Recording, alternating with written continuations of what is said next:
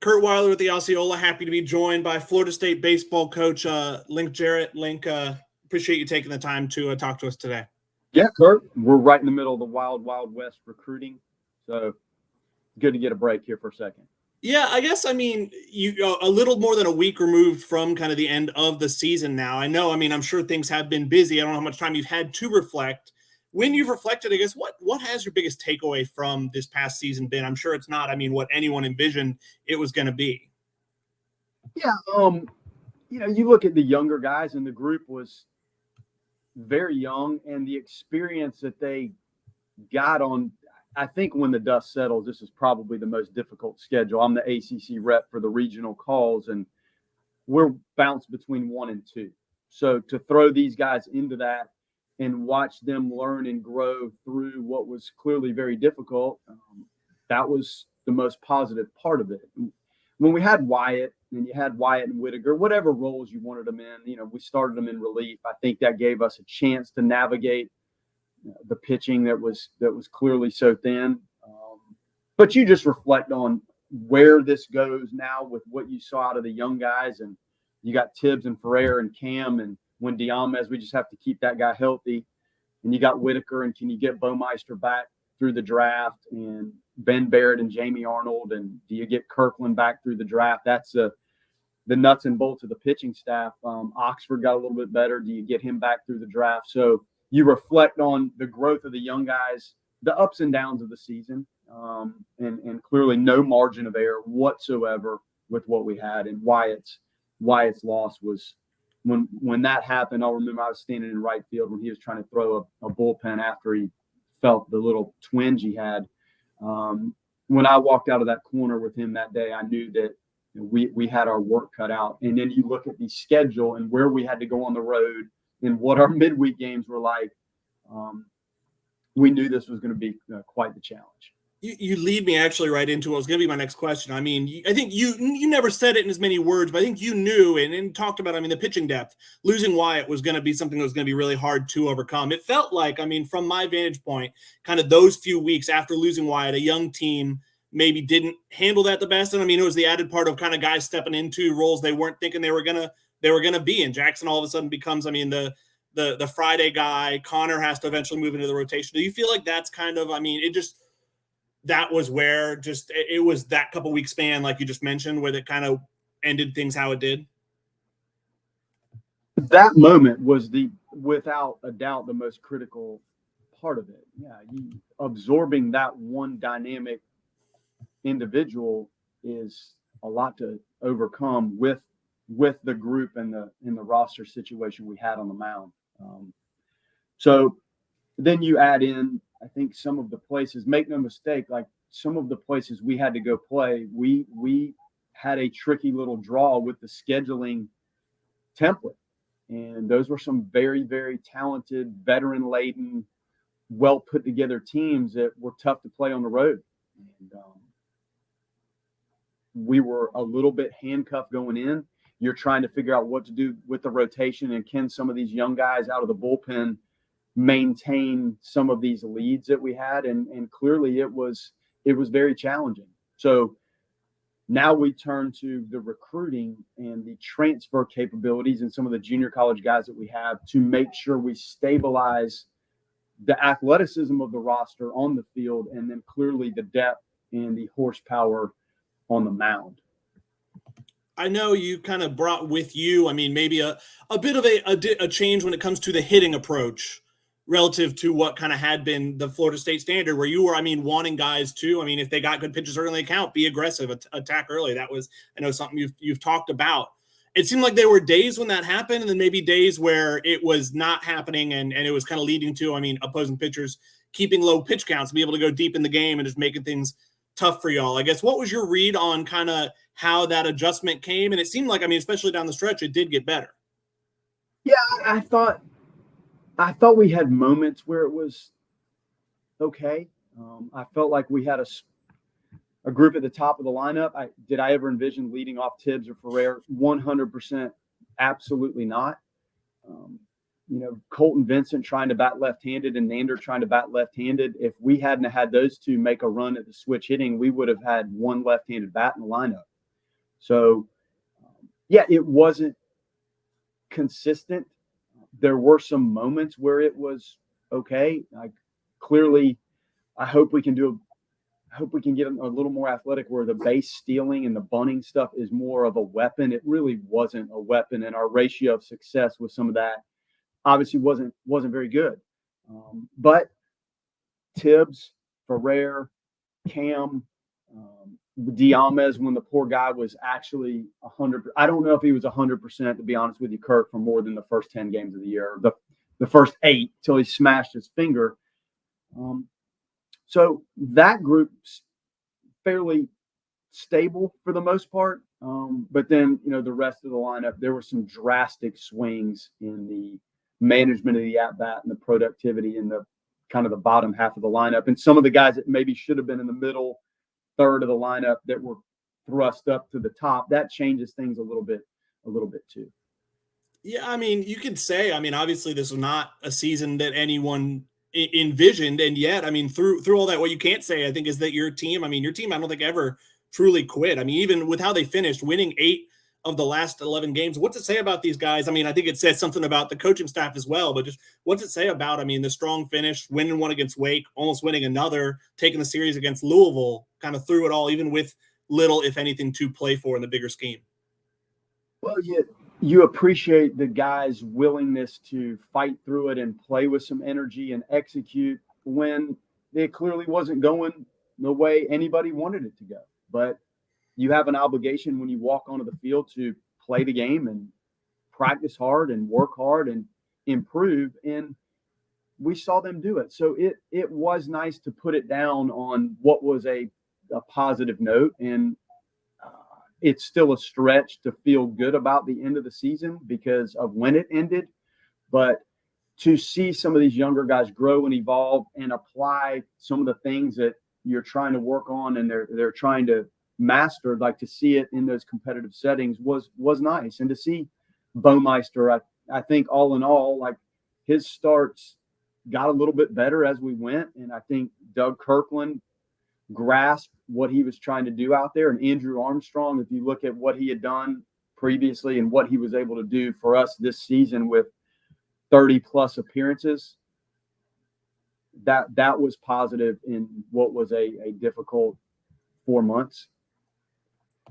You've talked about, obviously James and Cam, 2 guys who were kind of anchors at the top of that lineup, both being very quick to kind of to announce, they're coming back, I guess. What does that do? It seems like Cam definitely, had his freshman moments, but having the most homers by an FSU freshman in like 20 years, I think says a lot about him. And obviously James was, like you said, the unlikely leadoff hitter and a real anchor somewhere in the top few of the lineup, just bringing those guys back. And I guess what role do you think maybe the last few weeks and the strong finish played in convincing them like, hey, we can win here. This can be a place where we have success.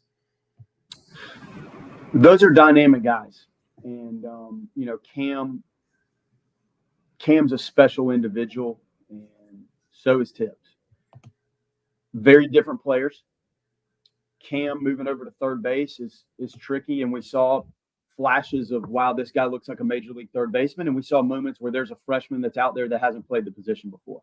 The at-bats and what he had to deal with some of the arms that we faced and some of the secondary pitches that he had to handle, probably for the first time ever in his career, and with the frequency in which he was pitched in a very challenging way. I wish we could have had left-handed bats kind of straddling him where it made pitching to him a little bit more difficult, but we didn't. He's going to be a star. Tibbs' management of the at-bat was exceptional. The power, the combination of walks, the extra base hit, the home run, the ability to use the field, very advanced. And he was hurt. He didn't get to play last summer, and he wasn't with us all fall because of his shoulder injury that he had repaired. So his season in the Cape this summer, I think, will even catapult him more. Swinging the wood bat, getting another 100 or so at bats. Same with Ferrer.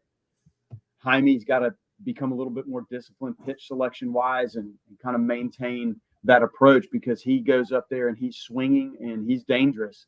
I think the wood bat will make him manage a little bit more because the wood bat sweet spot is probably 2.5 inches, where the aluminum the aluminum bat sweet spot is far bigger. So you get away with a little bit more with the aluminum bat. So those guys going to swing the wood this summer against that level of competition will be huge. And when they come back, like they're going to be a year more physical, a year more advanced, a year more mature, much better understanding positionally of what they're doing.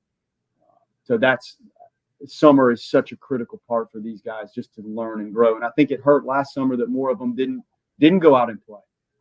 James in particular, it seemed like he came a long way as a first baseman as the year progressed. It seemed like it felt like a much more natural position for him by the end of the year. I mean, how impressed were you with how he took to that as a guy who I know you were trying to work there, but he wasn't able to a lot this last offseason, like you said, because of the injury he was coming back from. Yeah, he didn't step on the field till the preseason really and work at it. And then, there were times where how much do you want him, scooping and dealing with the things with the glove when he's still rehabbing through the shoulder. But he's very athletic and he's left-handed. So you check those two boxes, and good first baseman are those two things. You can have good right-handed first baseman also, but it's nice to have a lefty over there. I mean, I think he got more comfortable with the ground balls and the bag work and the decision-making on when to go after that ball in the 4-hole or when that ball's not hit real hard.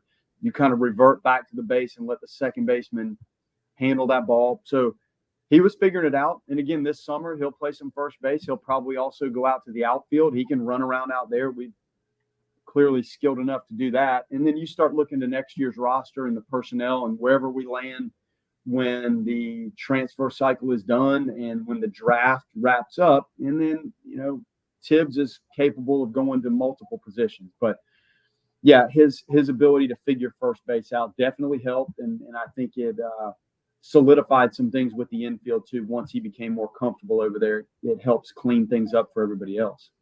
We're going to look ahead, but I want to ask first before we do about, I guess looking ahead in a different way, Connor Whitaker is another guy who's kind of already quickly kind of announced, hey, I'm running it back. I guess it seemed like it took him maybe a minute to adjust to being in that weekend rotation. But then once he did, he seemed like a really hit his stride down the stretch of the season. How impressed with you it seemed like coming into his own after maybe not the smoothest adjustment?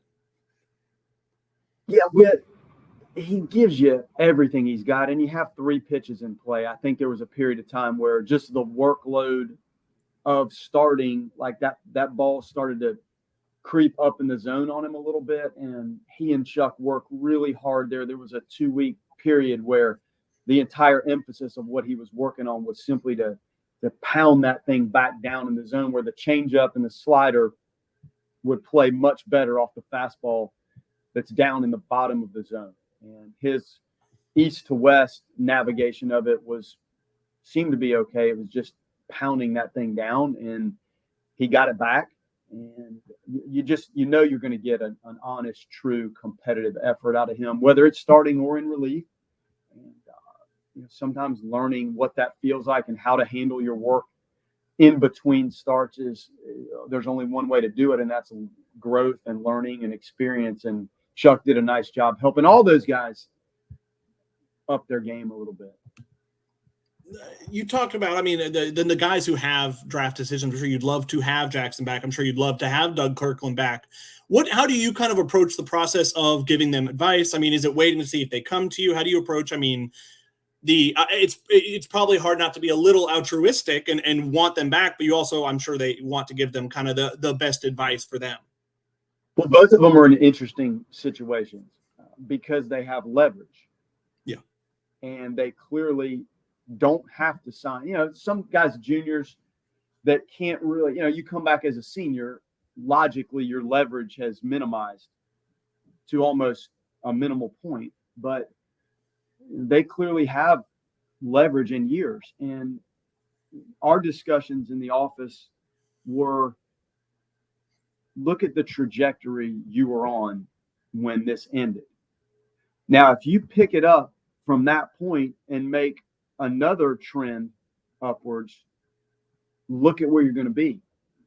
And going into professional baseball is not what it was 5 years ago. Like, they have whack teams, and this is small. So if you go into that world, you better go into that world with a complete grasp on your game and your craft and what you're doing. So the combination of what they've learned, and I think what they can learn with one more season, combined with the leverage piece. Those are the conversations we've had, and those conversations will continue. And ultimately, that's their decision and their family's decision. But when you step back and look at it, like if those guys come back, think about where they enter the draft landscape and the college baseball landscape when you enter next season. It's far different than where they are right now. I will tell you that. So that's the upside to it. And these are ongoing conversations that we have. And Kirkland, I think, is going to go pitch in the Cape a little bit. And I'll be up there and I'll see him when I'm up there. Baumeister, not so much throwing. He's thrown a ton. So these are just ongoing conversations, and these are big decisions for these kids and these families. Looking ahead somewhat to, I guess, the off season, the future now. I know, last year with, the magical run to Omaha, with kind of how delayed you getting here was, and then having to move. And I know, your staff wasn't in place until mid-July. I think you missed the meat of the transfer portal window. I guess how big is this offseason where, you're ready to go from the jump? And it seems like you will have a better chance to maybe shape the roster in your desired image. Yeah, last year this time it was we missed the cycle. Like there wasn't anything left really to do when you get to July, in the first few weeks in July. Like there's 3,500 players in the transfer portal right now, baseball players, 3,500. So that's what our staff is doing. Like, what is the right fit for us? What are our most important needs in terms of athleticism, depth on the mound? How do we solve that? And that's what's going on in every office in college baseball right now. You have waves of this too. So the first wave of it happened this week. Now, you heard rumblings, and there were grad guys that were in the portal that we were recruiting before you get to Monday, Tuesday. But now the exit meetings are starting, and here comes the portal. And it is, every time you refresh it, you have new players that are in there. So it is wild. Then when the first round of the NCAA tournament ends, there's going to be another wave.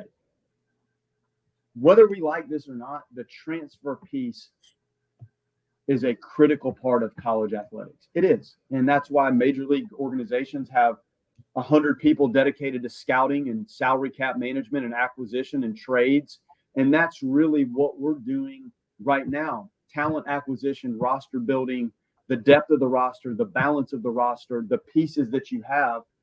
That's so vitally critical in the roster building. So when you roll out there to play game one, you have the athletes and the personnel that you feel like can compete at this level.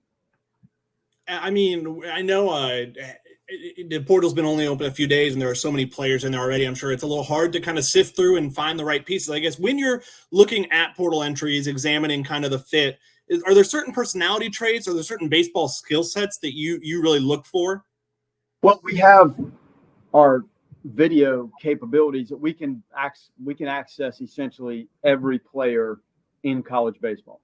Even in some cases, Division II junior college players, we can pull up clips and footage, and the guys that have played at venues that have camera coverage. I mean, you can pull up batters batting with just 2 strikes, or all of their extra base hits, or a pitcher's all of his sliders, or you can break this down and filter anything. So there's never been a better mechanism for you to evaluate from your office or from your living room or wherever you are, from your hotel room on the road, than where we are right now. So that's part of it. And then you have the statistical data, which tells you a lot. When you have enough numbers to look at, that really helps. And then our staff has been all over the place, right? And that we are a Florida school, but you're not going to have a team that is strictly from right here. So your national network of coaches and scouts and advisors and front office personnel that also evaluate, that's what you use to gather the information you need. Then you talk to the kids and you talk to the families. And if you can talk to their coach, a travel coach, there's a lot of ways you can start to dive into the character traits of the athletes. So there's the talent layer and the executional layer, and are they doing things the way you think they should be done as you bring them into your roster. And then there's the personal side and the what type of kid is it, and clearly that matters too. I know with how in the future baseball recruiting is. I mean, even a lot of these 2024 kids. I know you can't name names, but a lot of them probably, I mean, committed before you were here. I guess what's been your message to them? And I know, I mean, you've added some JUCO guys. That's kind of your impact on this class, who I know they have draft decisions too. But I guess what's been the feedback about this season and just about, I mean, why they've stayed committed? Well, these guys want to be at Florida State, and what happened this season, you know, it doesn't change the Florida State brand and what this program is about. So they have to be they have to want to be a part of Florida State, and we have had no problem with any of that. And the draft for some of these seniors, like there's guys going to the combine and going to the workouts. There's guys coming to summer school. There's a combination of that. Like this is an ongoing challenge, but our conversations have been great with the incoming guys, and this has been in the works for a long time. So we have had no problem with, you know, other than dealing with the season. I mean, from a recruiting standpoint, you know, sometimes guys see a way onto the field that maybe they didn't see. If you had a group that's all back and everybody, you know, you're coming off the field at Omaha, like I think some of these guys actually feel that, hey, there's a chance for me to step in there and play sooner than later. So that has been just fine. Link, I greatly appreciate you taking the time. I will let you get back to it now. Thank you, Kirk.